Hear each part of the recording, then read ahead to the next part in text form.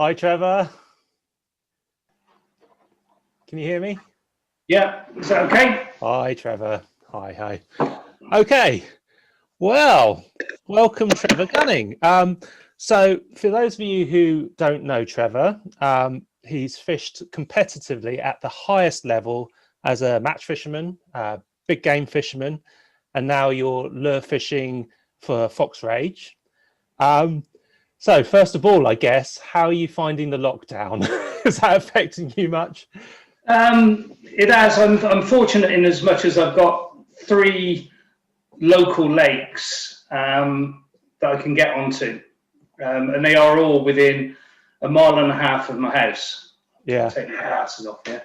All within a mile and a half of my house, and they've got a good head of pike, so I can go down for an hour or so, have a little bit of fun.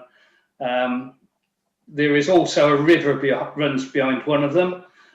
So I went chub fishing on drop shot the other week. I had a 4-pounder and a smaller fish. Oh, brilliant. Yeah, so you can't fish where you want to, Yeah. but at least you can fish. Yeah, well, that's it. Yeah, my heart goes out to a lot of those people. I see them on Facebook saying, "Oh, how far can I actually travel to go down to the river or to the water?" And it's tough on a lot of people because I know, and it's becoming more apparent that this is a really massive relief or release for a lot of people. You know, this kind of time where you get on the bank by yourself or with a friend. Fishing, and if you can't have it, it really can affect people mentally, I think.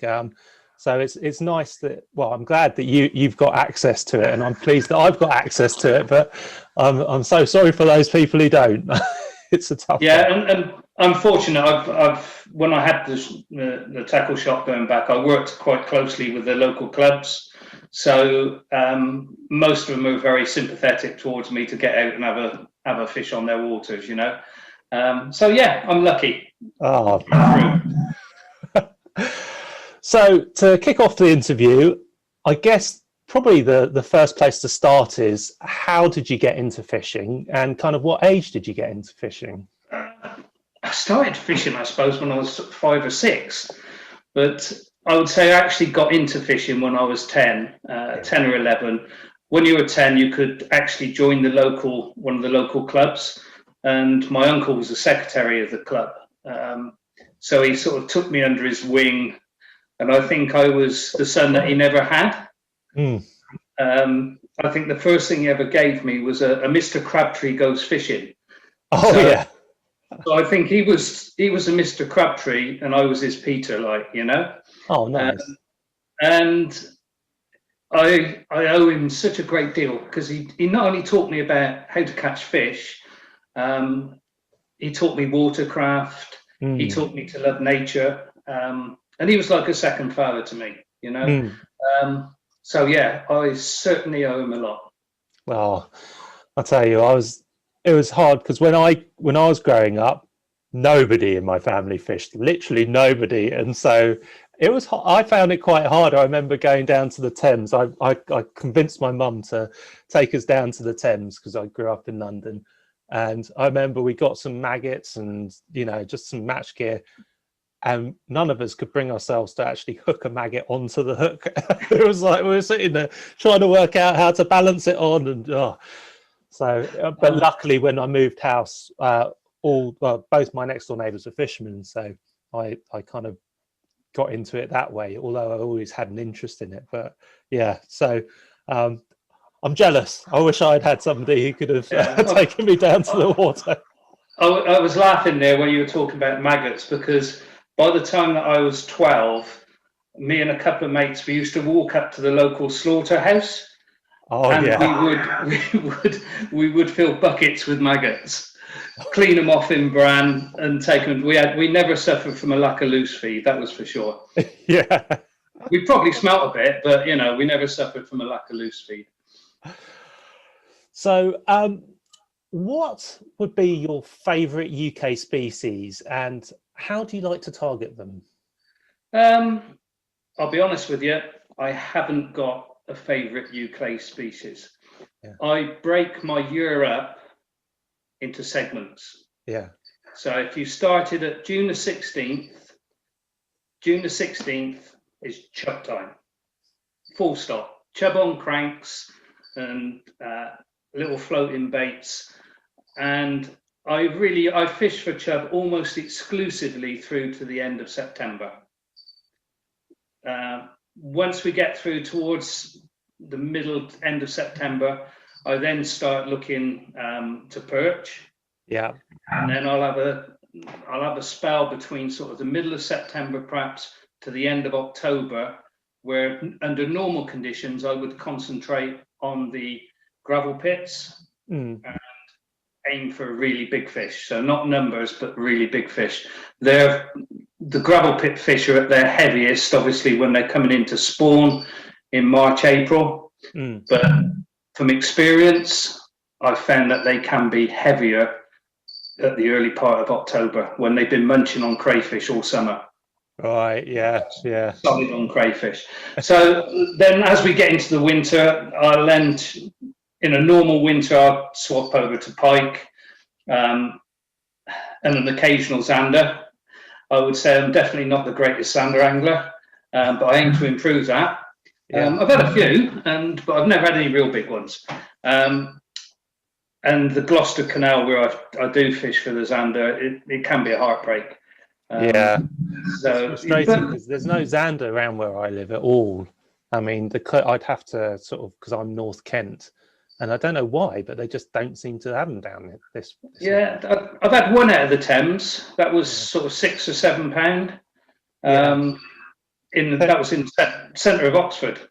Yeah. So I'd have to travel up to London. That'd probably be my closest place to find zander. But I mean, I love the look of them. But they're awesome fish. Fish. You know, I've had a few on the reservoirs and that. I've been up there with Kev in the past, and we've had a few. But like I say, I would say I'm probably the least successful of the species that I go for with zander. Yeah, I mean, I've got to say, I follow you on YouTube and a lot of the videos which you do, because I mean I find them really interesting. It's the same with Tom's stuff as well. I mean, both of you are very, very good at getting the details out quickly and keeping it simple, which is good for somebody like me, because I need to keep things simple. But I watched one of your videos about a year ago, and it was on crank fishing for chub, and it completely transformed my fishing that summer or last summer. I had easily the best fishing year I've had, and I'd never even thought about crank fishing for chub. For me, chub, I was always thinking, oh, spinners. I'd always just use spinners. And second, I watched your video, and it's that thing where you see somebody else do it and you go, oh, it is possible. Okay. I will invest some time in doing that. And just suddenly became brilliant. I mean, I'm very lucky in the sense that my local river is stuffed full of chub, and nobody really seems to go fishing for them that much. So it probably makes me look a little bit better than I am. But I think that was the first time that we communicated. After, because it was a lockdown video. It was the first lockdown. And Fox said to me, "Can you do something during lockdown?" So I was looking towards the summer, thinking, right, well, at least we'll be able to get out come June the 16th.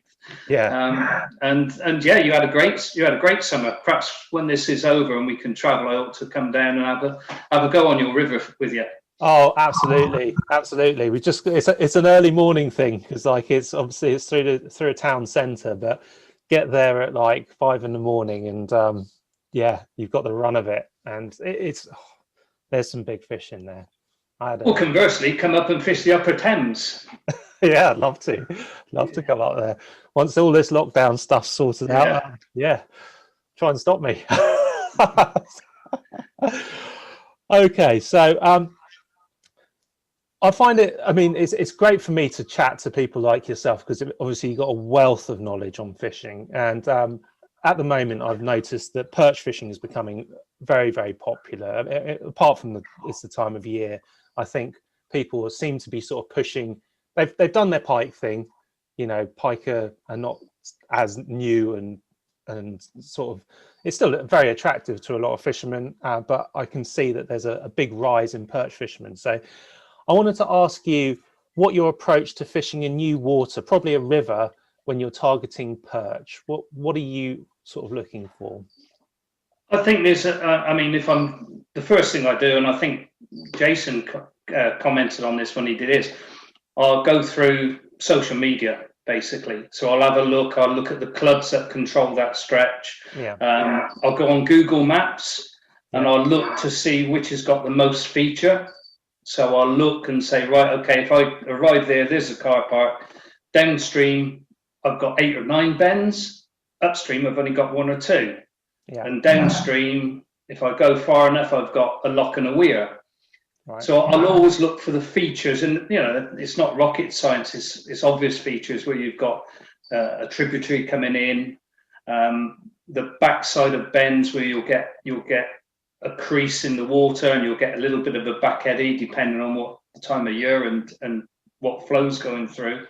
But I look for those sort of features. In terms of tackling them, small shads, just to get a feel for it. One of my favourite search and finds baits is a chatterbait, and quite often I'll fish those upstream. Right. Because if you're fishing them upstream, you can fish them a little bit faster and a little bit deeper because you're not combating the flow, so your bait stays down a lot longer. So quite often I'll have a cast around and I'll fish upstream with a chatterbait, and I'll fish downstream and inside with a soft bait. Oh, that sounds really interesting. I've still not really got to grips with chatterbaits. I've taken them out a couple of times. I've only actually tried them on still waters at the moment, so I've not tried them in the river yet. I mean, they look amazing and it feels great on the rod. I mean, like, I think I've been using them I've actually caught some of my biggest perch on chatterbaits on the pits. They're fantastic search and find bait on the gravel pits because you're looking at a large expanse of water to find not that many fish, but the ones that you do find are the ones that you really want. So I use them quite often. When I use a chatterbait, if I'm fishing for perch, it's not very often I use a trailer. All right, okay. If I'm fishing for pike, I will use a trailer, and I use a trailer with a good paddle tail. The difference between that, the trailer and the paddle tail straightens the chatterbait out more. Right. Whereas when you're fishing it, if you like, naked, you've got just that little bit more side to side, and I've found that actually works a little bit better for perch. That's interesting. So that's my thought process. And if you like, I've caught some of the fish to prove that it works. So it's worked for me. And I did a video. Well, I didn't actually do the video. I was guiding, in inverted commas, 2 of our French fox consultants. They came over to do a Mission Impossible. If anybody wants to watch it, it's a brilliant video. It's called Mission Impossible 9. It's on the French Fox channel, and they brought their own boat over with an engine that was far too big for the Thames. So we went on their spotlock motor on the front, and Sylvain, excellent top angler. He was using chatterbaits a lot during the course of the day, and I was taking him how he was fishing them.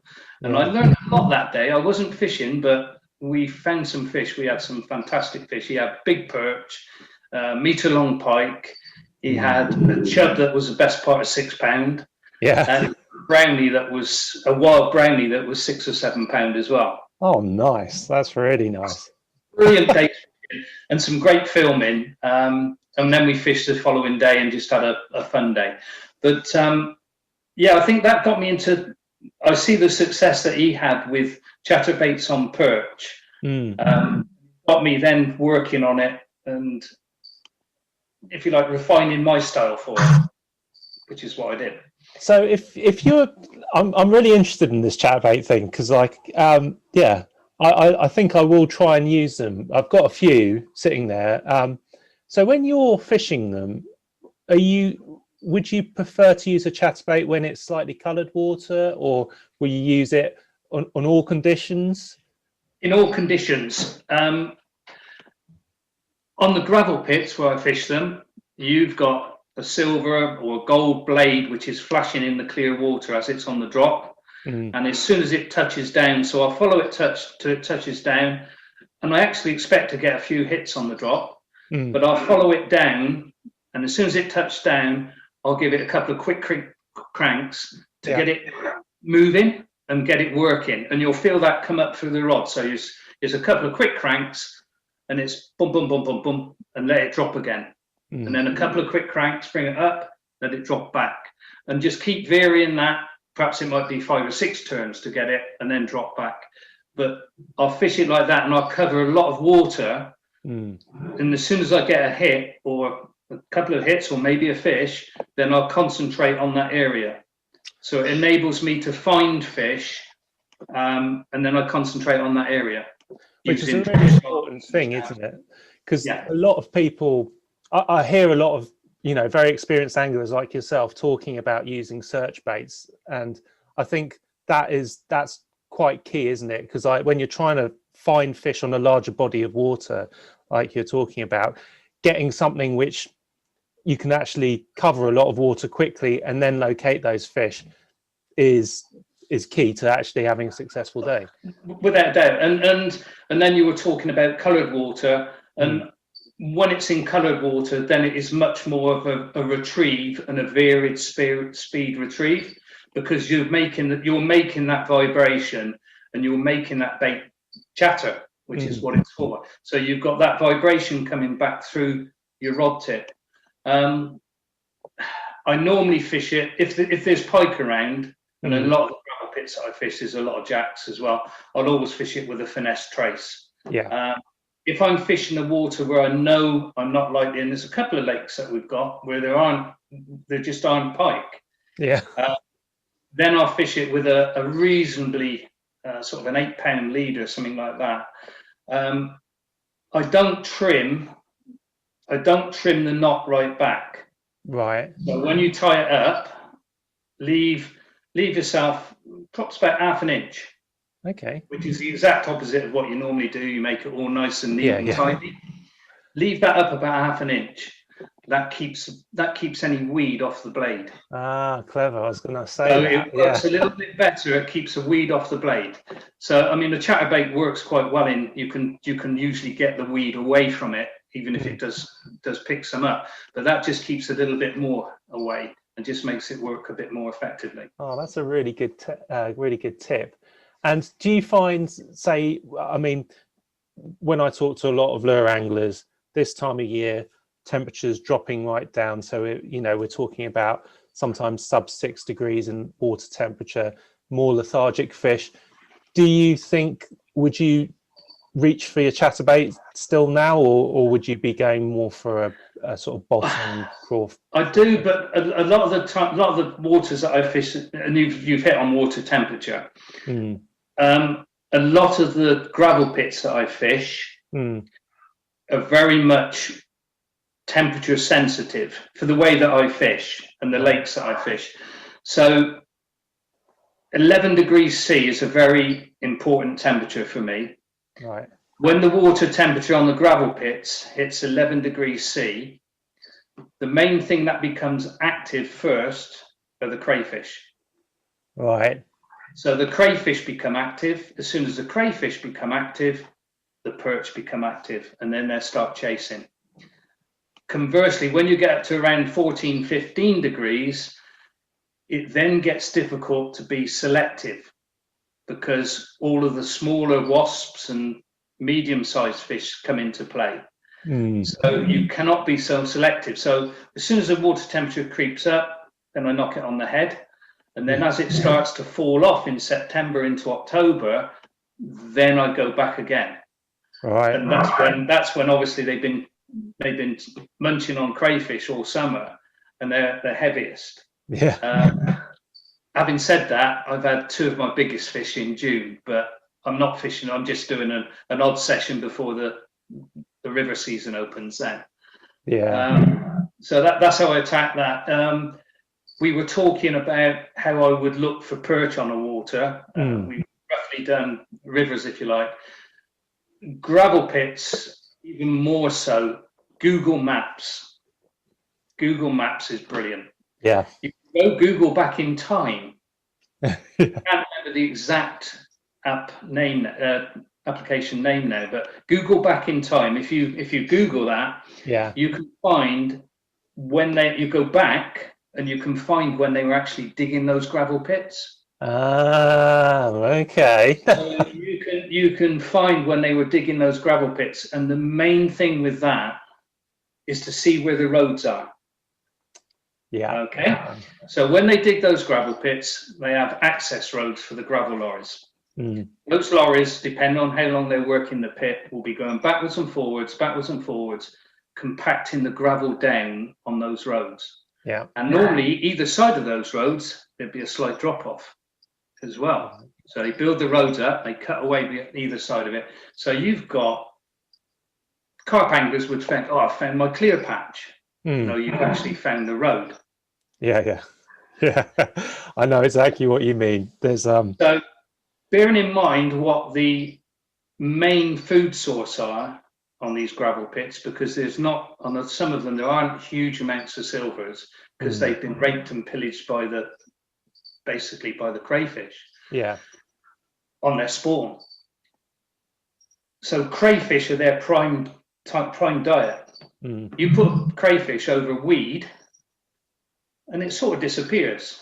Yeah. You put it over clear gravel and it's saying eat me. Yeah. As it goes across that gravel. And the perch, and to a certain extent the pike as well, they found this out. So they see these, and on a couple of lakes that I've fished, the perch follow the roads. So I will fish and follow. I know that the perch shoal, there's only perhaps 2 or 3 shoals of perch in that lake, but they're all big fish, and I will follow the roads until I find them. That is a top tip. That is a top tip. So it's, and that would apply for any gravel pit. And when you look in Google Maps as well, if you look, what I've done with one of my pits that I fish, I took a Google back in time. Yeah. I've mapped it. So it's been mapped, not by myself, but by someone else. I've got it mapped. And then I've got the current picture as it is now. And I've overlaid those in Photoshop. So I can see where the road goes in comparison to the depths and also the current shape of the lake. Because on some of the lakes, they will backfill after they've finished. Yeah. So from that, I can find out exactly where the roads are. So I know, and without getting too technical, but I know that is, I'm on top of the road. So and you can feel it, obviously, when you come down. And that's how I've caught some of my big perch. Yeah, that's it's really interesting, but I love to hear the sort of method behind all of these, because like once you sort of like get up into the level of angler like yourself, there's a lot of thought behind this stuff, which I don't think is always so apparent to everybody else. They just sort of see anglers like yourself regularly catching nice sized fish. I wish. There's a lot of thought behind all of this stuff.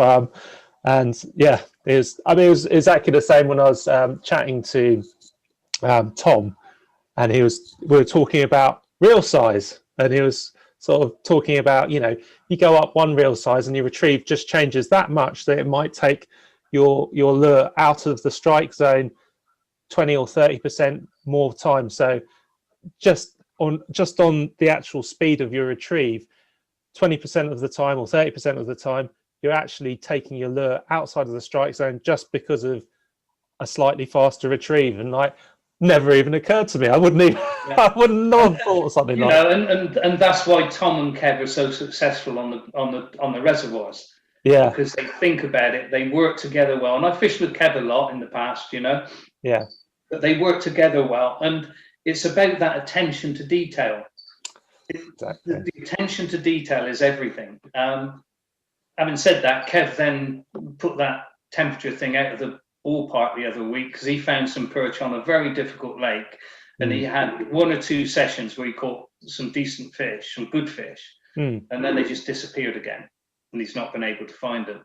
And I knew exactly where he was fishing, but again, I think, I respect his fishing, and I think he respects my fishing and that. So we find out what's fishing, and we pass information backwards and forwards.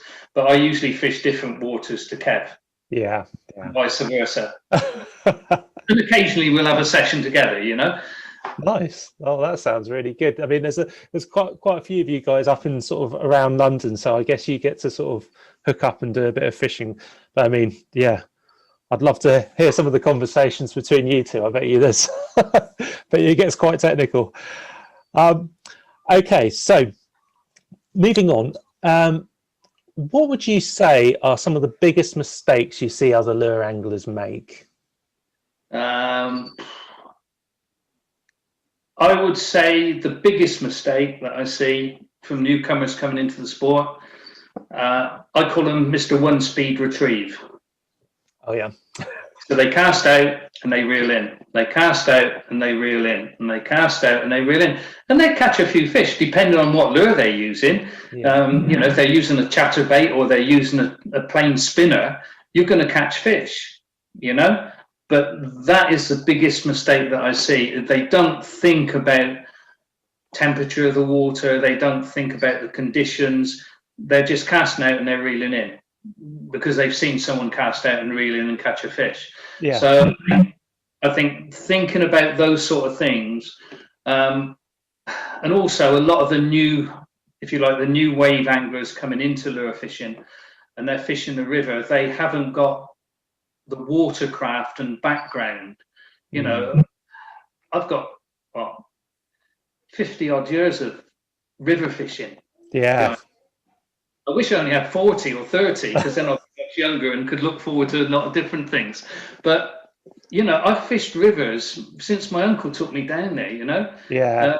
I won my first ever fishing match at 12 years of age, and that was a really special thing for me because up until you were 13, you had to fish with your parent or guardian, and you had to fish the peg below them so that if you fell in, they'd see you fall in and they could rescue you. The fact my uncle couldn't swim would have nothing to do with it. But so he had to make the draw, and then he drew early, and then the next peg below him was left empty for me. Yeah. And he was a good drawer. He drew spot on a they called it Red Pool Strait. Yeah. On the Thames, this was at Inglesham.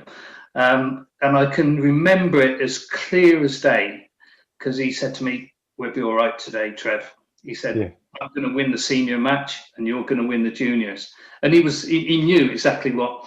And we got up there, we sat up, and he come down and he said, "Yeah, you're set up okay. Right. Have you got your wheat?" And we used to use wheat in those days, which is like, I suppose, the equivalent of hemp and tears these days, Yeah. And we used to boil it up in a flask overnight. The amount of flask that I burst because I put too much wheat in with boiling water. But so it was a case of fishing a little bit of wheat, loose feeding a bit of wheat. And he weighed in something like 12 pound of roach. And I had something like 5 pound of roach. And he won the senior match and I won the junior. And it wasn't just about winning, it was the fact that we did it together almost. Yeah. So that was a special day. I can remember that, like I say, so clearly. Yeah. I mean, I know exactly what you mean about watercraft. It is imperative, and I came to river fishing much later on. I was always still water. I was always really. We used to carp fish when I was a kid, and I never considered any of the rivers around me. In fact, I grew up in an area which is excellent for bass fishing now. I know it's excellent for bass fishing. I lived about a few hundred yards from the sea. Did I ever go bass fishing? No, I didn't. But watercraft, I'm still learning a lot. I mean, I think I mean, I go back to my match fishing days, Mm. and we would fish 2 to 3 matches a week, Exactly. all the way through the year. And I think I must have fished or seen fish every peg on the Thames from Inglesham probably down to, I'd say, almost to Oxford. Yeah. So the Thames Championship itself was, back then, was 112 teams of 12 anglers on points. Yeah. And it stretched from Inglesham to Aynsham, just outside of Oxford. So probably 35 miles of riverbank, solid with anglers. Yeah. And to win your section, you had to beat 111 anglers just to win your section. You know, Yeah. that's bigger than most matches, much bigger than most matches these days. Yeah. You know, a commercial match would be 20, maybe 30 pegs, you know. So you, by fishing those every week, you got to know the areas, and those areas are the pegs that I caught chub out of 40 years ago. I'll still catch chub out of today. Yeah. Yeah.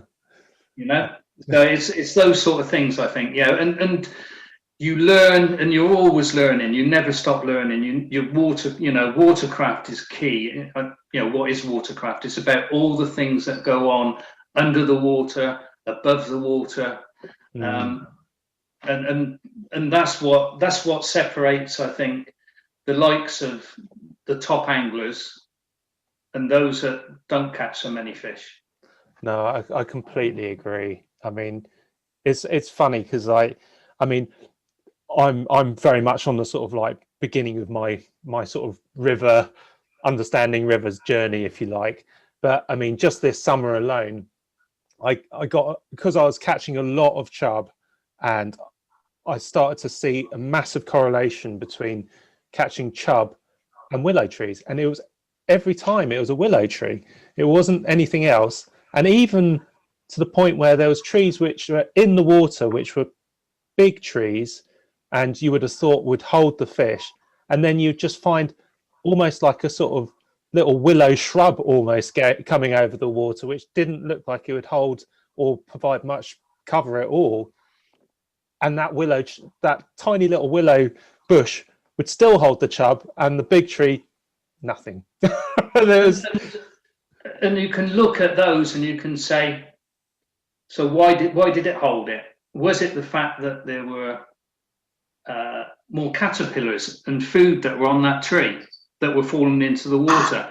One of the things that I always look for, I look for far bank bushes and cover, and then I look for rushes and stalks either upstream or downstream from them. If I can find a swim which has got overhanging bushes and cover and rushes, that to me, that swim will last a lot longer than one that's just got bushes.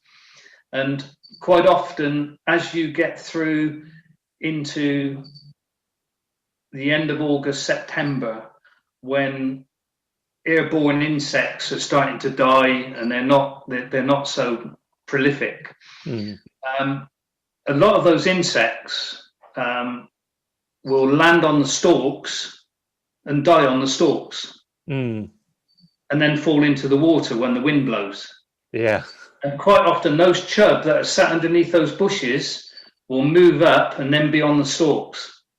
So they're not underneath the bushes, they're on the stalks. So you can fish underneath the bushes and you don't catch. You fish to the stalks and you catch. Yeah. Oh, it's really, really interesting. And I've got to start to try and continue my chub season, I think, because I pretty much had a cut off at the end of summertime. When it started to get colder, I basically stopped. I wanted to go, I had this year especially, I really desperately wanted to catch a big perch. I mean, I've had a few big perch in my time, lure fishing on rivers, but I really wanted to pinpoint perch this season, and I had some success. I don't know what it is about my local river. It's not got massive heads of chub in it. There's not. I've never found loads and loads, but I did have my biggest. I believe it was my biggest perch this year, which was like 47 centimeters, and Big that was, fish. yeah, I was really pleased. Big fish. I mentioned it to you. Like, I took Mm. my daughter fishing. In fact, she's hovering over here at the moment, trying to get. Wait a second, I'm just on a meeting. And like, she's a bit of a fish magnet, and yeah, we caught this huge perch. I mean, we thought it was a pike, to be honest. We're sort of like just in this little area where, as you were saying, an oxygenated part of the water where one river joins in to the main flow of the river, and out of a drain. So there's a lot of oxygen going in. There's tons of bait fish. We've been fishing maybe for an hour. We only ever go for an hour or an hour and a half. And we did the old, five more casts. We'll do 5 more casts and then we'll go. And so, and first cast, just put it underneath a dock and just left it there. And out popped this fish. And yeah, we were fighting it. And I was saying, oh yeah, it's a pike, it's a pike. And then it came up on the surface. And it was the biggest perch I've ever seen, and I was like, "Quick, get the net!" What? Yeah, I've been there, seen it, done it. It's I think big perch they are awesome. You know, I've had a couple that have made me legs shake. You know, and you look at them and that. When you're talking about chub and perch, and I'm pretty certain it'd be on most rivers. A chub swim in the summer will be a great perch swim in the winter.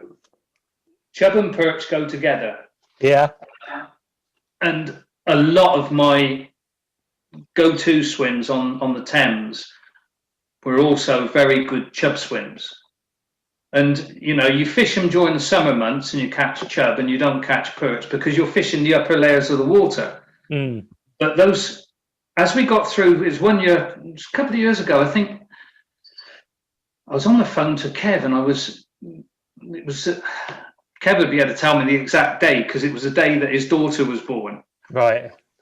And I was on the phone to Kev, and Kev was telling me, yes, you know, I'm a dad again, sort of thing, and he's over the moon as he should be, you know. And he sort of said, yeah, we just had a little baby girl, and she weighs this, and I said, well, that's much bigger than the chub that I've just caught. But then I fished underneath. I changed over to a critter bait, and I just put it down underneath. And I had a hit, and it was a 3-pound perch. And I thought, shit, there's chub, you know, the perch are underneath. I went out again. I caught another perch. I moved to another chub peg, and I straight away went out on a soft bait, and I caught another big perch. And we did that on a number of occasions. And if you think about it, the food source is probably the same. Yeah. So why wouldn't they both be in a similar water, you know, area or swim, you know? So a chub swim is, if you're looking for perch, chub swim can also mean that you got a starting point for 10. Yeah.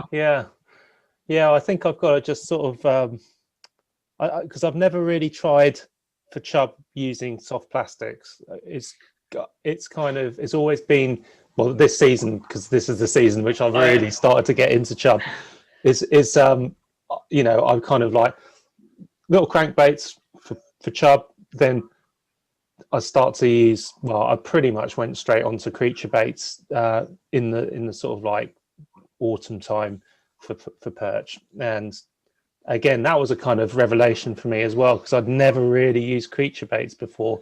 I know it sort of sounds bizarre, but I was always just using little shads, really. That was my kind of soft plastics, and I probably didn't have any kind of confidence because I'd never used it in a creature bait. But soon, quickly, I realised how good they are. You look at, and again, it's what do you associate predators with eating? You associate them with eating small fry, which is hence like the shad thing and everything else. You were talking about, you know, targeting chub farther on. If we get a warm summer and an Indian summer, if you like, I will go into October. But for me, I've yet to find a consistent way of catching winter chub. I've yet to find a consistent way of catching winter chub. My biggest ever chub on a lure came in February. Yeah. On a micro soft bait, Right. and that's £6.11. And some of, again, 3 or 4 of my biggest fish have come in that February to March time on a soft bait. And one year there was we didn't weigh it, but it on the belly it was a huge fish. Yeah. And that was the last cast of the season. Oh, nice. The last cast of the season, and I got a hit, and I thought it was a pike. Yeah. And then it came up, and it's like, whoa, look at that! We'll have that, and it was a huge fish. It really was. It was empty. It had a big belly on it, but it didn't seem. And we didn't weigh it, but it was. I think it was something like 59 centimeters, something like that. It was big fish, but it was deep fish.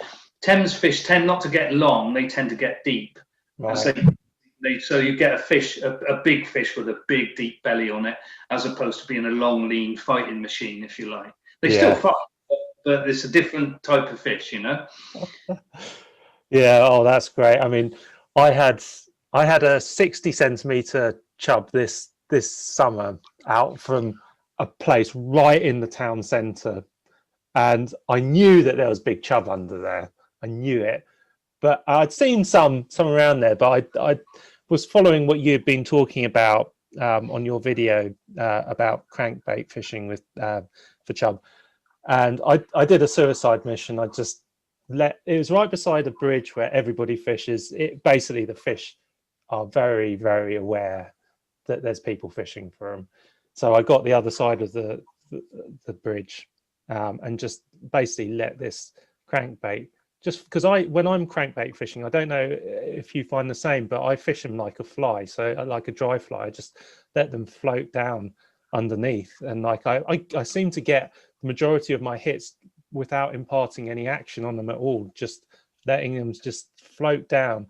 And with this one, I let it float right under the bush, and then I just did a very, very slow retrieve, and it was got smashed. Yeah, and it was just like I couldn't believe it. I was just like, out of like the spot where I always try and fish it whenever I'm down there. I knew that they're there, but I'd never had one. And I think what had happened was we just had some rain, like a real sort of flash, kind of 10 minutes of intense rain, and it must have just put a load of oxygen into the water, probably sent the fish a little bit crazy, and it went for it. But yeah, I can remember you posting that fish back in the summer. Yeah, I can remember you posting that fish on Facebook. Yeah, it's yeah. I mean, like I say, it's and you know, chub come to the plop. Yeah. You know, they come to the plop. Pike come to the plop. In actual fact, I've seen pike come into the plop as well. You know, I think Tom hit on it when he did the interview with yourself. You know, pike had moved 20 or 30 feet. I've actually seen pike on the gravel pits. I had one follow 3 times, and it was a good fish. It was, you know, it was in doubles. Yeah. And it fired in and came in, and it'd sit there, and then it'd just disappear off.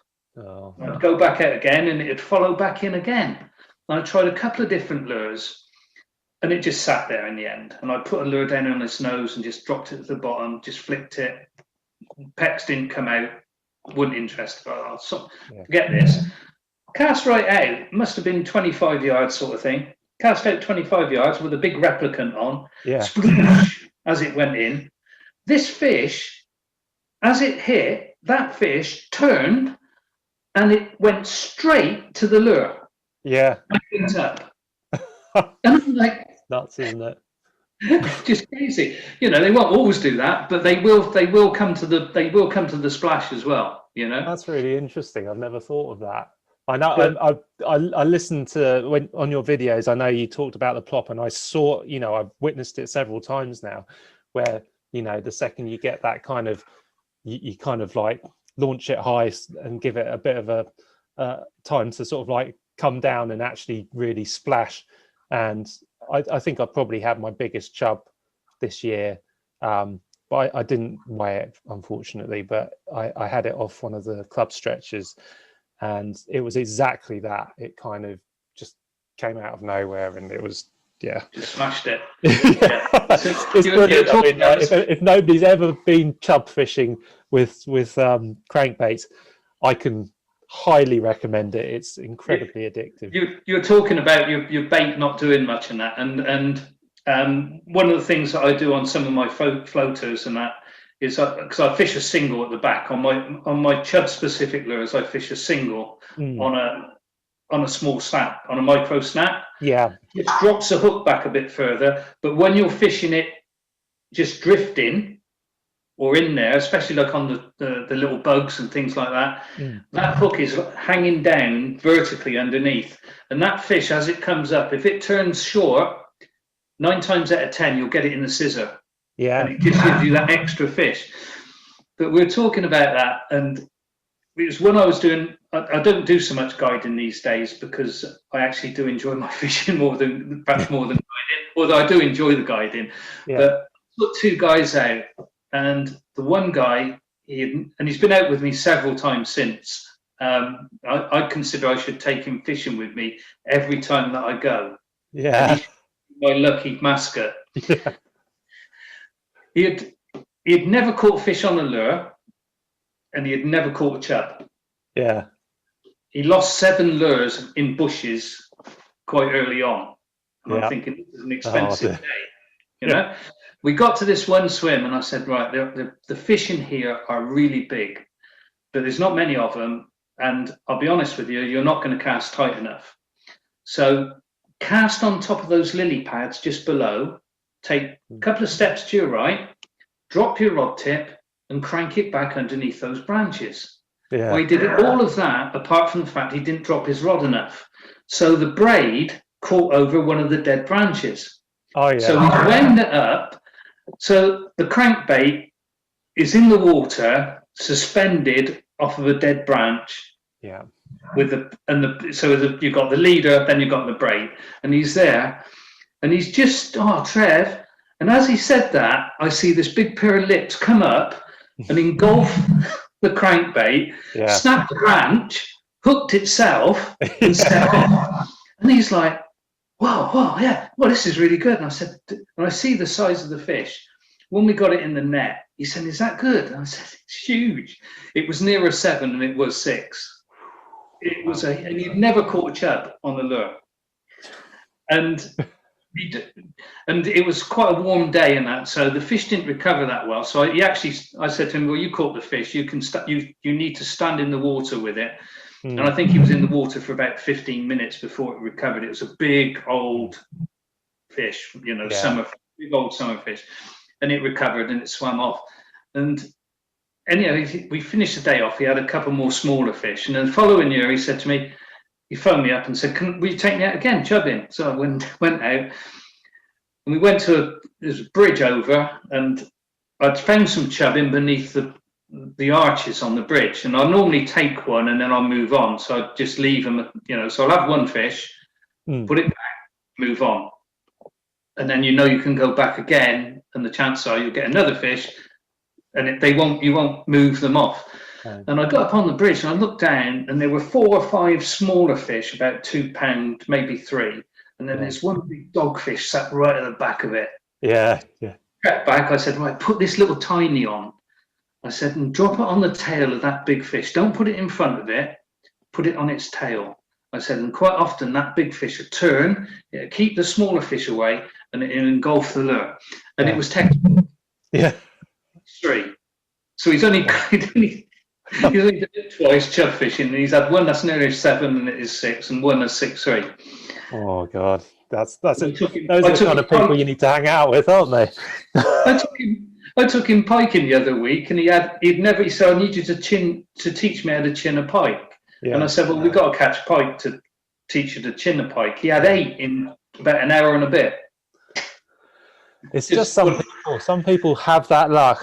It's bizarre, but and I'm not a sort of superstitious person, but I have met, like my daughter, for example, is exactly that. I mean, I've only taken her fishing a few times, but I took her fishing in the summertime when we were carp fishing, we were in France, and we had a 45-pound carp, and I was just like, I That's spent big fish. my all of all my teenage years I spent trying to catch 20. And like eventually I had a couple, and then suddenly you just sort of have this random day where you have like a I'm definitely not a carp angler. But I appreciate the skills, and we've got some really good carp anglers locally. You know, and one of them I've worked with, and he was manager in my shop at one time, Kev Hewitt, and he's probably one of the best carp anglers in the country. But it's never. I've caught carp, and it's never really taken me on. You know, never really sort of floated my boat, if you like. But when we were talking the other day, you were saying that you've had a couple of IGFA records, and so a couple of those were carp, weren't they? They were all carp. They were all carp, but it wasn't carp fishing. Yeah. It was on the fly. You know, the IGFA had brought out. They control all the, inverted commas, all the world records for big game fish, and then they also cover a lot of the coarse fish as well. And because of my big game fishing, obviously I'm a member of the IGFA, and I follow it quite. And they brought carp in on fly. So you've got 2 pound tippet, 4 pound tippet, 6 pound tippet, 8 pound. I wouldn't worry about anything above 8 pound, but the 2 pound, the 4 pound, and the 6 pound. Yeah, that really I thought, yeah, that's good. So I got a couple of waters where I know that I can stalk them, and they come up and they take off the top.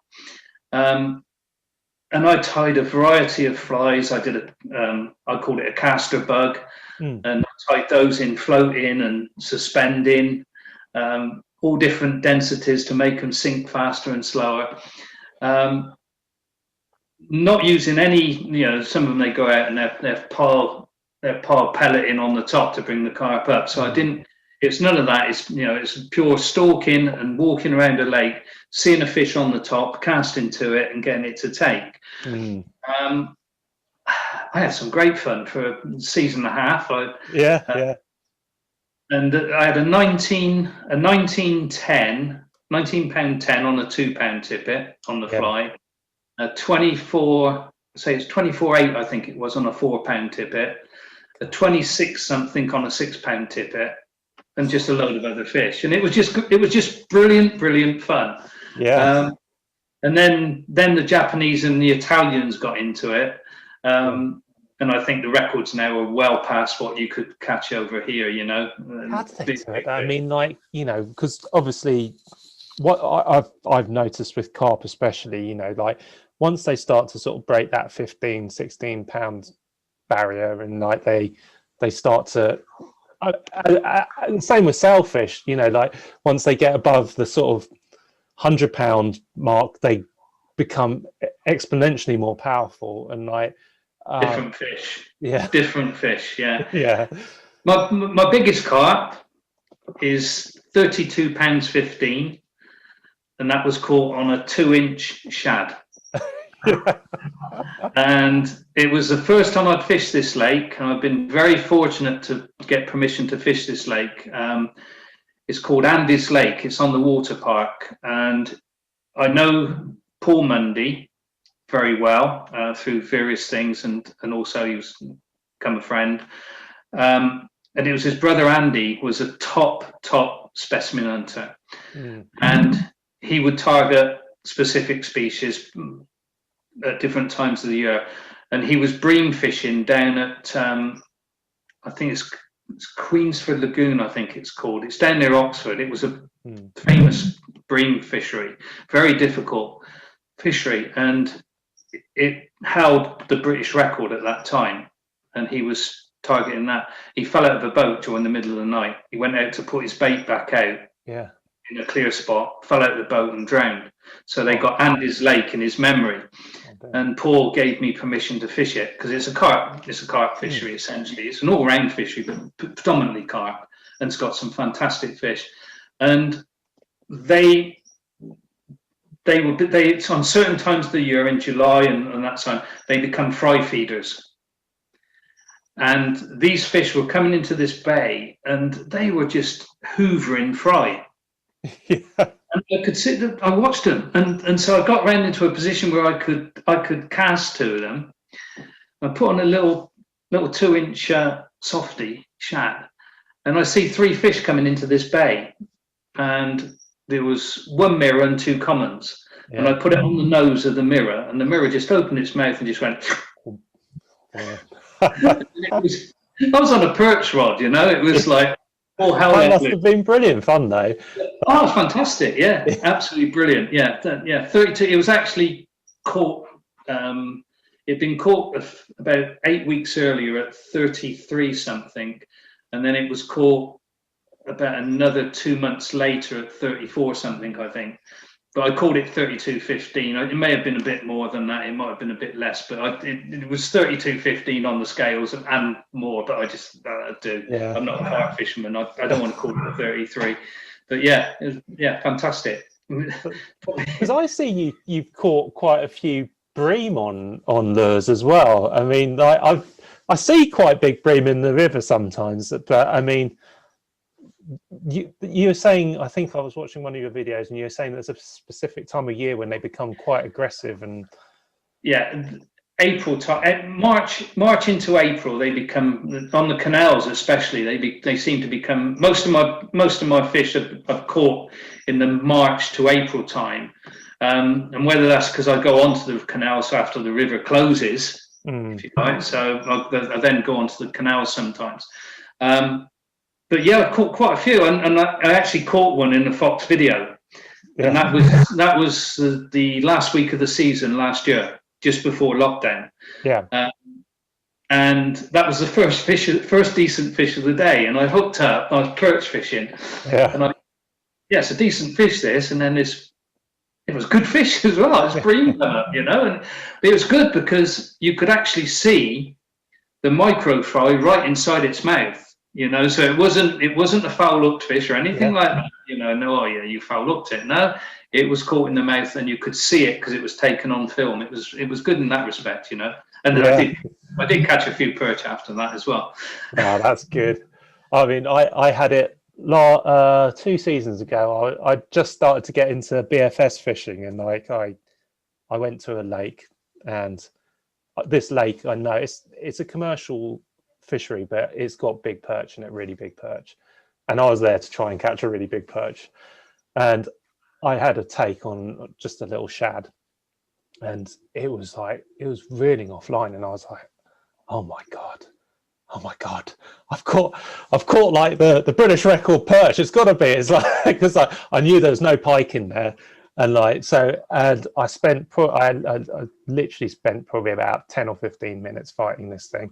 Never came up, and I was like, oh, this is, I mean, and then it came up, and of course it was a carp, and but I mean, brilliant fight. I mean, I wouldn't change it in many respects, because on that £6 gear, it was brilliant.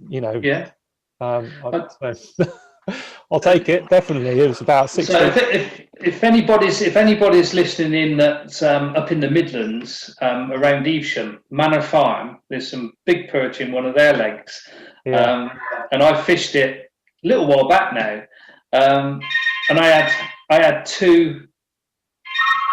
I think my wife's going to answer that. I had two carp. 2 carp on. I was just fishing a critter bait very slowly across the bottom. Yeah. And I had 2 carp around 10, 12 pound. Yeah. Which was great fun in amongst these perch. I was catching these perch, and then I was catching these carp as well. And the bailiff come around, and he said, "What have you hooked up on now?" I said, "I've got a carp." He said, "I bet you've hooked it. You're not, and he was quite sort of, but of course I got it in, I netted it, and he could see that it was hooked fairly and squarely in the mouth, And yeah. Play, But, there's a big perch in those lakes. Right. I mean, I've got loads of other questions, but I know we're sort of running out of time a bit. So I'm going to move on to the quiz section. So we've done this on the last 2 goes, and I will say Firstly, both Jason and Tom both got 7 out of 10, so did really well. I will caveat that with I've been trying. It's very hard to find trivia questions about fish, and so I feel like the level of questions which I'm going to be asking you may have got a bit harder than theirs. So we'll see how it goes anyway. I answered. Yeah, I listened to Tom and to Jason's, and I could. Was it Tom? Was it Tom who didn't? He thought a mako was faster than a sailfish. Yeah, well, so the 3 fish we had was wahoo, sailfish, and mako. Yeah. And sailfish, they say is faster. I would go along with your thought process. I reckon it could be a wahoo. Yeah, I always thought it was a wahoo. But that's what I was always told when I was doing it. But the first run of a sailfish is good, but then they don't do much. These go on then. Are from potentially unreliable sources, so nobody come back on me on any of the actual details of this. Okay, so question 1: halibut stems from or means A, huge fish, B, holy fish, or C, hard fighting fish? I reckon that's holy fish. Yeah. 1 for 1. Okay. So which common food fish has 4 species called the European, Alaskan, American, and scale-eyed? Is it A, mackerel, B, plaice, or C, salmon?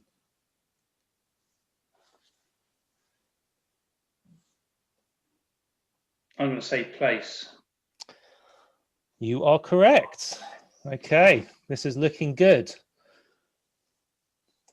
It could go pear-shaped. Well, you can't do any worse than 2 out of 10. So, which fish spends most of its time out of the water and can walk on its fins? A, a mud skipper, B, an eel, or C, a mullet? Mud skipper. Yeah. That was an easy one. That's an easy one. That was an easy one. Okay. Which fish's name comes from the old French word for spinning top? So A, a tench, B, a perch, or C, a turbot?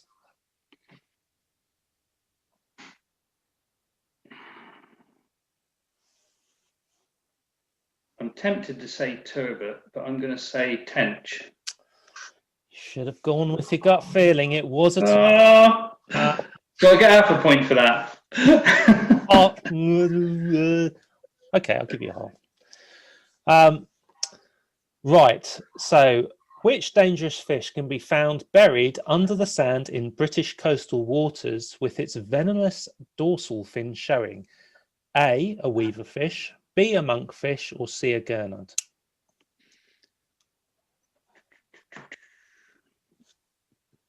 I'm going to say weaver. Yep, right, a weaver fish. I was tempted to say monkfish, but yeah. I don't know if they're poisonous. I know weaver fish are definitely poisonous. They look like they should be poisonous, don't they? Yeah, they do. They do. Right. Growing to the size of 60 foot, which fish is the biggest in the world? A, a great white shark, B, a white sturgeon, or C, a whale shark?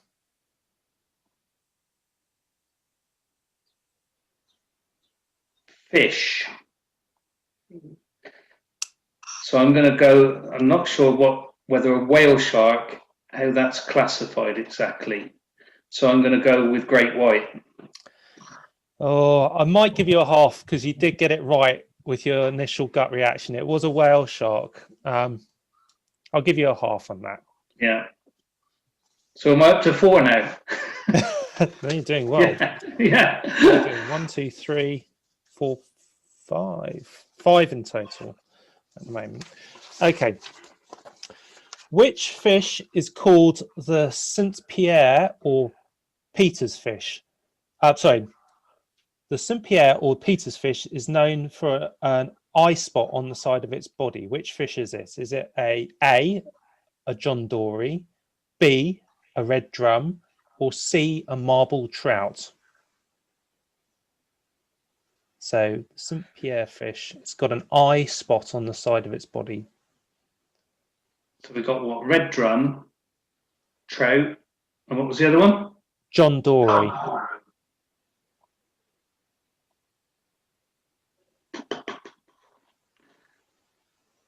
Thinking between John Dory. No, I'm going to go B. No, it's a Dory. Is it? Yeah, I'll give you a hump on that as well. I'm feeling generous because you basically got it right, and then you talked yourself out of it. Talked myself out of it. You should always follow your basic instinct. Yeah. You catch more fish that way. So in 2009, Sainsbury's briefly renamed a fish Colin in order to boost sales as an alternative to cod. So A, the pollock, B, monkfish, or C, dogfish? Dogfish. What's that? Dogfish. No, pollock. Was it pollock? Yeah, they called it Colin apparently.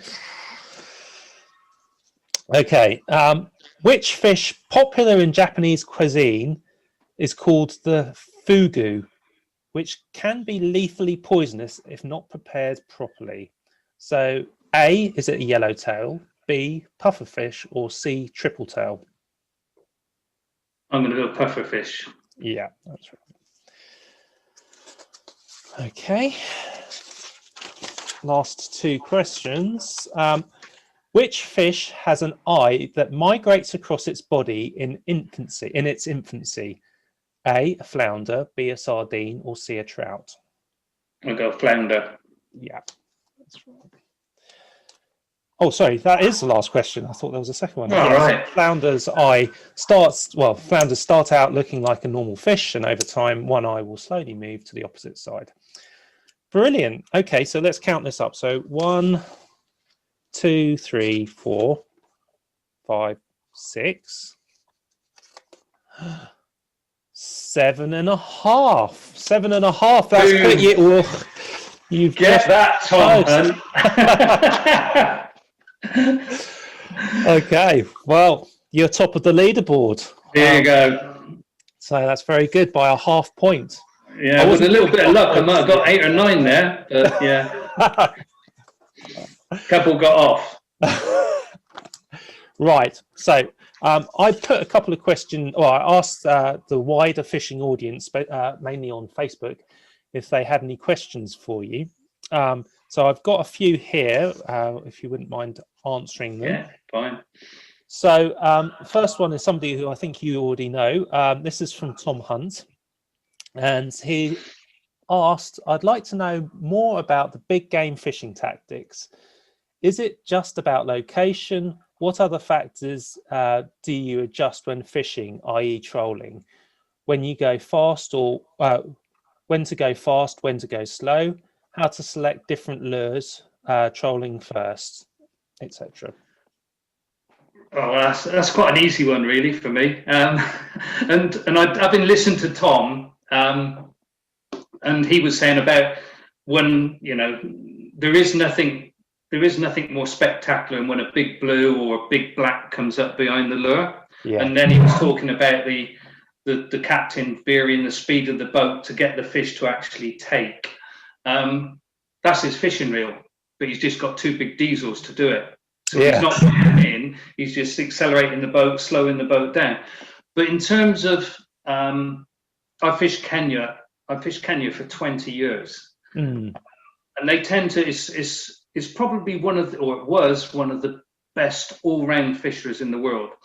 So you've got every species of billfish there, apart from spearfish. So you've got broadbill, you've got stripes, you've got blacks, you've got blues. It's an amazing fishery. And obviously you've got sailfish. So they tend to fish a varied spread, and what we learned there, we then used in other fisheries as well. So you fish your outriggers, which Tom was mentioned in his, fishing with bands as opposed to clips, because especially when the sea's rough, they come out of the clip too often, and you're putting it resetting with a band. When it goes, boom, and you adjust the strength of the band to suit your breaking strain of your line. Yeah. So you have your two outriggers, your flat lines, which I think you come across as saying, your flat line is normally where a big fish, if a big fish is going to come up, it come up either on a flat line closest to the boat, or more importantly on a tag line, which goes off of your outrigger. So your outrigger will have, on a good boat, you'll have your outrigger set right at the top, you'll have your tag line set about halfway. That's close to the boat. And when you first start big game fishing, you're thinking, I want those rods farther back. I don't want the ones close. Yeah. But think about what we've said about chub, about pike, and about they come to the plop.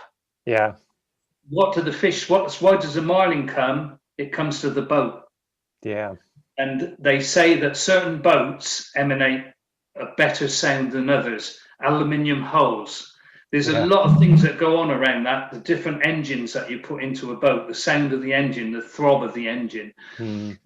So you'd have your outriggers, your tag lines, two flat lines, and one of the ones which I always used to say is my fail safe, is my joker in the pack. You'd have a center rigger set right back. That would normally be the smallest bait. So I'd set a small bait right back. The biggest bait, the big two baits on your tag lines or on your flat lines, close. And you set those so that when the boat turns, they all complement one another and come around in an arc. And then when he straightens back up. So if you don't set them right, then you're going to tangle. But the number of fish that I've caught when a marlin's come up, it's had a look, and you'll see it. And Tom, again, they switch baits. Yeah. And over there. Now it's over there. Look, there it is. See, it's built. There it is there. Yeah. And it just moves and moves and moves, and then it disappears. And I would always go and have my hands on the one that was farthest back, the shotgun. Yeah.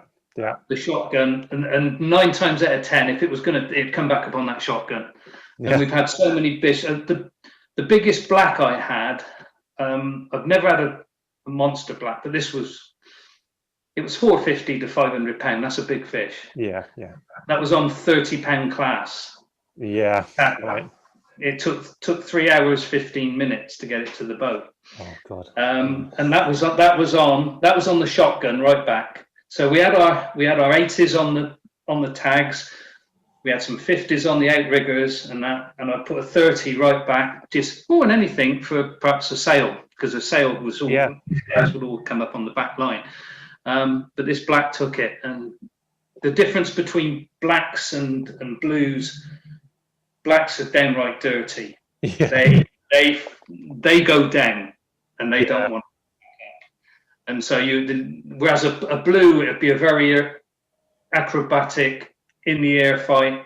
With a black, it will go deep and stay deep, and it's a war of attrition. I don't know how you got that up on 30 pound stuff, because I mean the biggest fish I've ever hooked was blue marlin, and it was about 400, and that was in Guatemala when we were fishing for sailfish, and we were actually running a load of hookless teasers out there because we were fly fishing for them, and a big blue came up in the pack behind, and we just had we had a 40 pound class sort of set up ready to sort of pitch it out just in case, and we pitched it, and we hooked up on it.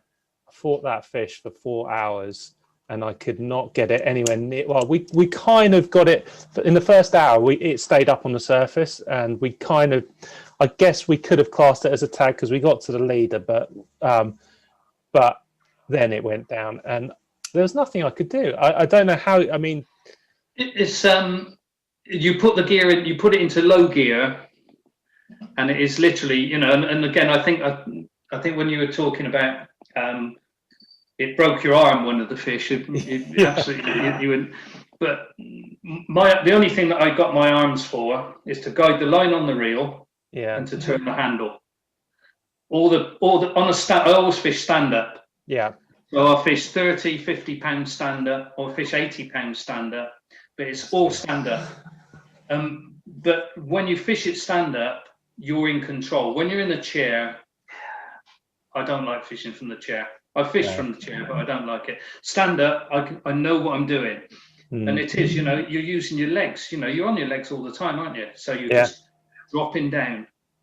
And when you drop, you turn the handle of the reel because you're taking the pressure off just slightly. And then you stand back up. And then you drop back down.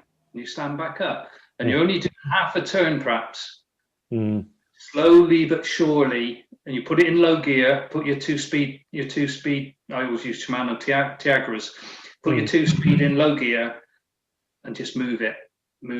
And it is this slow but sure. And you do get to a point where you think this is meant to be fun, but it's not. Yeah. And then you go past that and you think, actually, I'm going to get this fish. I gave up. I was like, I hate to say it, and it's happened to me twice. Probably the two biggest fish I've ever hooked. But it got to a stage where I was just like, that's enough now. That particular day, and again, this is not big in anything, cover anything. We got that fish on the leader, we tagged it and released it. And Salim, who along with my best mate Dennis, were the best two anglers. Salim was the captain of the boat, but they were the best two anglers that I've ever been. We were a fantastic team. With Dennis and myself, we were the Tom and the Kev of big game fishing, if you like. And Salim got the boat underway again. And as he got the boat underway and the wash come up off the prop, a striped marlin comes straight up on the back. And literally, I picked hold of a 20-pound outfit.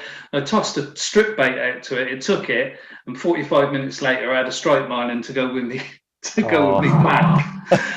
That's and then I got a sail on the way back in to make it a grand slam. Lovely. And that was the day before the World Championships in Kenya started, and we did absolutely pants in the World Championship. We just didn't draw the boats, and we just didn't get the fish. We finished all right, but it wasn't where we wanted to finish and where we thought we should have finished with the. You know what, though? I mean, it's incredibly impressive that you can actually compete on that world stage when we come from waters where big game fishing is about well. That said, now we are getting tuna back into our waters again. Oh, for sure. Yeah, but it is quite far away from anything which you could really have practiced on a regular basis. I think for me, I mean, Dennis and myself, we fished as a team, and we fished. Our speciality was light line tackle, so down to 3 kilo, 6 pound. Yeah, it was 3 kilo, 6 pound test. So. We fished 3 kilo, 4 kilo, 6 kilo, and 8 kilo. 8 kilo was our blue marlin, and perhaps stripey. And then as you come down through, your 4 and your 3 kilo were what we aimed for sailfish. Yeah, and we fished light tackle for them. As long as you know what you're doing, you're not going to break off your fish, and very rare. You might lose one because you don't hook it up because you're not setting the hook. You can't set the hook on that. So you're using your hook is most important. Yeah. And it's got to be razor sharp. And you're slow trolling for them. You can pitch for them, and we'd have some teasers out the back, so you always had a spare rod that you could drop back for it. So that was our speciality, and we won several of the light line tournaments in Kenya against the locals, if you like. Yeah. And that gave us a lot of pleasure. But we were accepted as one of them in the end. That's brilliant. We'd be back every year. I miss big game fishing, or just game fishing. I used to love it. I can completely understand why you got into it. It's if you've never tried it, unfortunately, it's incredibly expensive to do, but it is great fun. I mean, it's like I say, I spent 20 odd years doing it. And it's not. You say it's expensive. It is if you go to certain points, But Kenya's quite cheap. When we first went out there, you could get a boat for the day for under 200 quid. Yeah, and because you're getting so many strikes from sales and such like, you could fish 3 to a boat. Yeah. So it's £200 between 3 of you. Accommodation was 25 quid a night, I think, and then the flights were about 250. So it was quite a cheap holiday, It wasn't quite as cheap when we finished fishing it, but when we started, it was cheap. Okay, so I've got another question here. So Matthew Barnsley has asked, it's not really a question, but the story on your 55 centimeter lure caught giant perch. Well, I know Matt really well. He's a good competition angler, Matt. He is a good competition angler. Story behind it. It was one of the lakes that I fished for the big perch, where I've done all the background, where I've done the map, where I've got it overlaid, so I know every inch of that lake. And it was a horrendous afternoon. It was in June, just before the season started, so that was a reason for going out. And it was one of those, I'm just going to go out for a couple of hours in the afternoon, and that's where I'm going to go to see if I can get a big perch. There was actually another angler on the lake when I got there. Someone that I'd told about the lake a long time previous. And he had actually had, I think he'd had a big 4 that afternoon. And he'd had a couple of others. And I'd seen where he was fishing. I watched from the side, because when I got there, I thought, oh no, someone on the lake. There's only a few of us that are allowed to fish it. And I thought, oh, no, I don't. And I knew it was. So I waited till he'd come back, and I went out in the boat as he was coming in. And he sort of said, yeah, I've been catching on cray imitations and that. It was chucking down with rain. Absolutely. And I started off in one spot that I know doesn't normally produce really, really big fish, but it does produce fish. And so I started off there, and I had a few, nothing of any real size, but a couple of 2s. And then I slowly moving down and following the road down the lake, if you like, moved to the second spot. And I had a 50 centimeter fish. Wow, that's nice. And I weighed that, and that was, I was going to say 412, but I think it's 414. It's big 4 anyhow. I must admit that what happened after that, put that out of the window, if you like. But so I got the scales out and weighed it and all the rest of it, and set of Reuben Heatons. I dropped them down in the bottom of the boat. And I moved down to the last spot, and I had a fox critter on, and first cast. And the guy that had been on the lake, he had fished very close to there, but he was the wrong side of the road. Right. If you know what I mean. Yeah. And I see where he was fishing. I purposely put the boat and dropped a little anchor down the other side. First cast, and the rod just hooped over. Yeah. And I thought, it's a pike. Definitely a pike. It's stripping line. And then it come up about 30 odd meters from the boat. Yeah. And I literally, my legs turned to jelly, because I just see this huge fish there. And I'm like, and when a perch comes up, and if a hook's going to come out, it's going to come out at that time, isn't it? Yeah. Like, please stay on. Please stay on.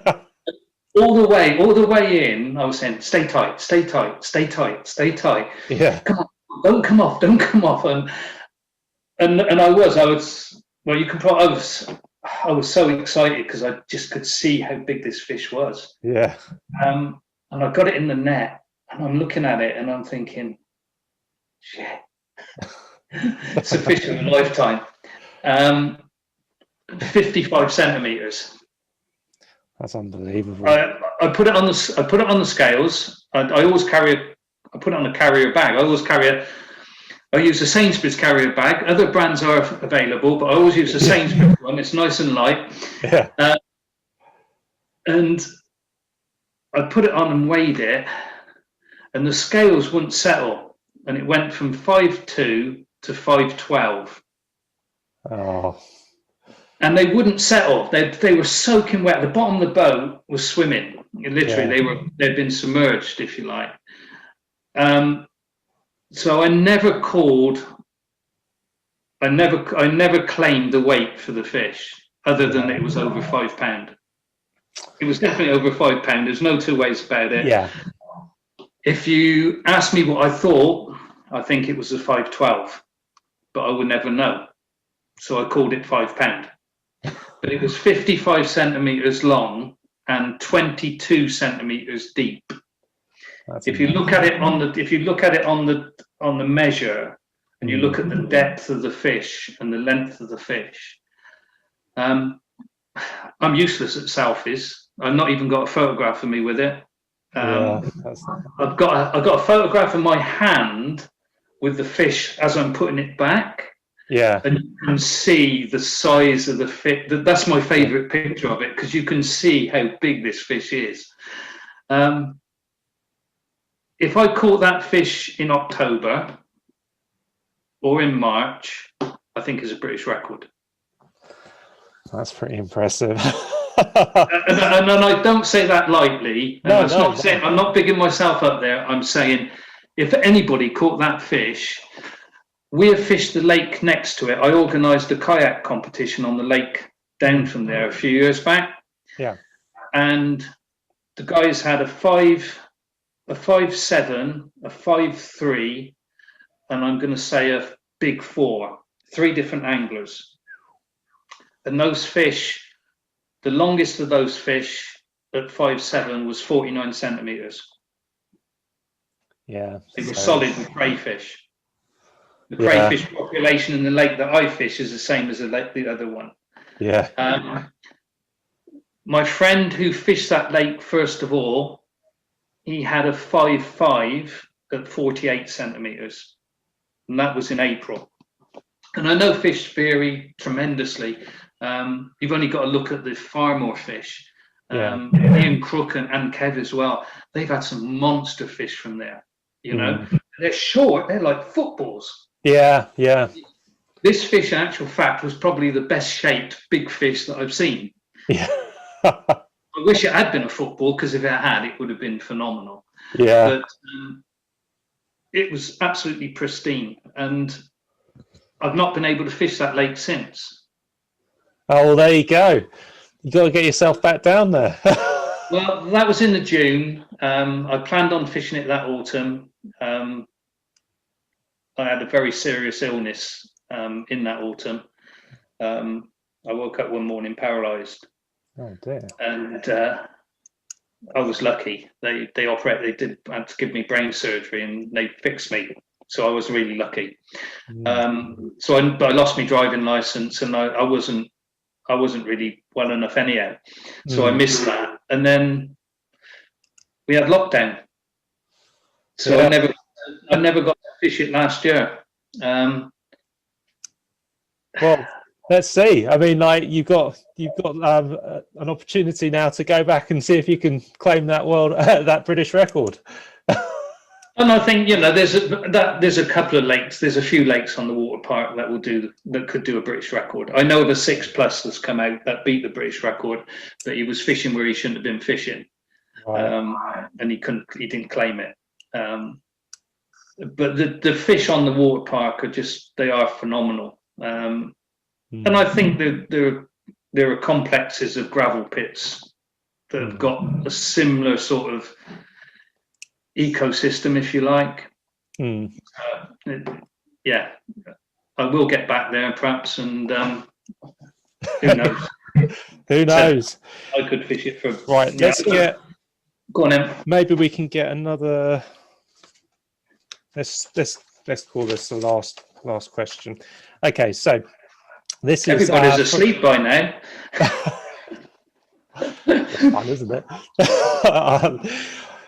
So this is from Charles Fishwish Halliday, and he asks, I've heard a theory that the biggest chub are busy nailing the crayfish, while the smaller to medium-sized chub are the ones that are that you're seeing sitting up high, nailing bugs and fries on our cranks. What's your take on that? And are there days that you ignore the fish you can see up high and fish hard on the deck? I never ignore a fish that I can see. Never ever ignore a fish that I can see. It's the same way as I never walk away from feeding fish. Yeah. To see if I can find some others. You know, that comes from my big game fishing. You know, we'll leave these sailfish and we'll go and try to catch a marlin. No, let's catch a sailfish. Yeah. So I will always target a fish that I can see. Yeah. My biggest chub, summer chub, have come off the top. My big winter chub, which haven't been big numbers, have come on critter baits on the bottom. I think in the summer, I think all the chub are up in the upper layers. You know, don't matter if they're feeding on crays or whatever. They may feed on crays at night because crays are more prolific at night. Of course, yeah. So crays come out at night. So when, all the lads that fish the carp lakes and that, they see all the crayfish along the edges when it gets dark. So although these big chub are chomping on crays, I think that could well be a nocturnal thing. But in the day, I've seen them up on the top and I've caught them off the top. So I won't drop a bait through fish. If the fish are on the top, then we all like to catch big fish, but more so than anything, I just like to catch fish. Yeah. I'm with you on that. A 2 pound chub gives me as much pleasure as a 3 pound chub or a 4 pound chub. So yeah. That would be my answer to that one. Yeah, no, that's great. Well, look, it's been absolutely amazing talking to you, and I really appreciate you spending this time, chatting to me about all of your fishing experiences. I've learned loads from this, and I hope a lot of the people who've been watching this learn. I thank you for the invitation to do it. I've probably got another 20 years of memories that we haven't even. Yeah, no, I can imagine. I tell you, we can sit here and chat. I imagine everybody's asleep by now, but yeah, no, it's. I think we've all got that passion for what we do, and like I say, I sat down and listened to Tom chatting and that, and you don't realise perhaps what Tom's done in a previous life almost. Yeah. I mean, so I didn't know about a lot of the things that he had done and there are similarities in a lot of ways, to different the way that anglers approach things. Yeah. And yeah, it's I think there's not much difference between big game fishing than lure fishing. It's just that the fish are slightly smaller. Yeah, no, I know. I just think it's nice for people to sort of see the rounder picture as well, because I think especially on social media these days, people see a very sort of a surface gloss of what's actually going on. So they see the nice big fish, they see you going out and you whatever, like what lure you're using, but they don't actually understand, or it's not apparent how much thought and goes into your actual fishing. And it's not just, obviously there is luck in fishing, but there's also a lot of getting yourself into the right place at the right time and using the correct techniques. And I fall foul of it a lot as well. I'm kind of like, oh, that's, you see these big fish, and after a while sometimes you get overloaded by it. But it's nice to actually hear the sort of fuller picture of how you approach it. I think that's the thing which I get most out of these kind of interviews is just hearing people's background on how they approach a piece of water, and there is a structure. There's definitely a structure in there of how you're doing it, whether it's Jason sort of targeting different sections of water on the river which don't get so much pressure, or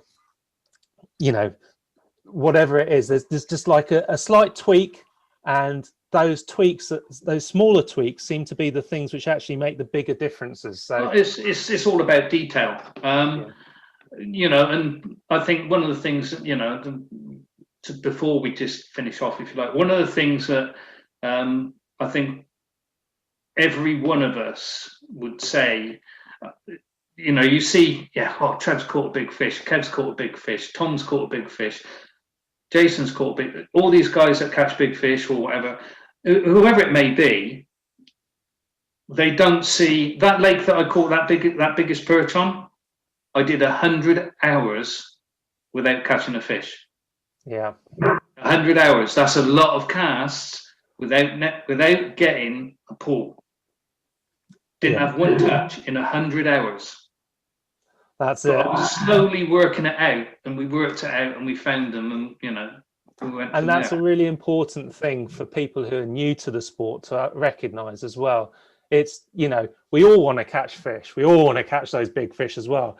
But there is a huge amount of unseen hours in the background, which culminate in what will be. Oh, for sure. So, and I think, with coming from a big game fishing, not background, but, because match fishing was my thing. But I've sat a lot of hours on the boat having a trip around the ocean, trolling bits of plastic behind me with nothing happening. But when it does happen, then it is just magic. Yeah, it is, and you've been there, you've seen that, Yeah. I've got the first marlin I ever caught is indelibly ingrained on my brain when this just horse-sized fish came flying out, 10, 15 foot behind the boat, and I was sort of sitting there. I'd never experienced a marlin before. Up it came, and then you just you see it clear of the water, and just this, you can't help but be impressed. Oh, it's amazing. Dennis caught 1,000 pounder, a grander. That's a big fish. Unbelievable fish. Yeah, unbelievable fish. Huge fish. And if I went anywhere in the world, I'd either go to the Great Barrier Reef and fish offshore for the big blacks there. But if I wanted to go anywhere, if I could go anywhere, I'd go to Jurassic Park, which is the Ascension Island. Ascension, yeah. And that's where Dennis caught his grander. That's the Mecca, isn't it? Is it a 200-mile no fish zone, no commercial fishing zone around there? No commercial. You can't get there at the moment now because I actually got my visa to go because one of my good friends that fished with Dennis has got a boat there called Harmattan, which is the big game boat on the island. And he'd invited myself and another angler to go as his guests. We even got our visas, and they close the runway because it goes from Bryce Norton just up the road, Yeah. One day they will open the runway back up, perhaps, and I'll get to go. Yeah. Oh, well. Once you go, we'll chat again, and you can show me the monsters which you got from there. Yeah. No, we will get there for sure. Yeah, definitely. Okay, look, Trevor. We'll end the interview there, but it's been lovely talking to you. And good luck with the rest of your season, and we'll see you on Facebook and well, hopefully, and we'll do that in the summer. Either I'll come to you, or feel free to come up, and we'll have a day on my boat. Oh, and go chubbing off the boat. Yeah, which could be fun. Yeah, excellent. If we do that, I'll bring my video cameras, and we'll make a little video. Yeah, do a video on it. Yeah. Okay. All right. Okay, thank you very much. Anyhow. All right. Speak to you soon. Bye now. Okay. Bye.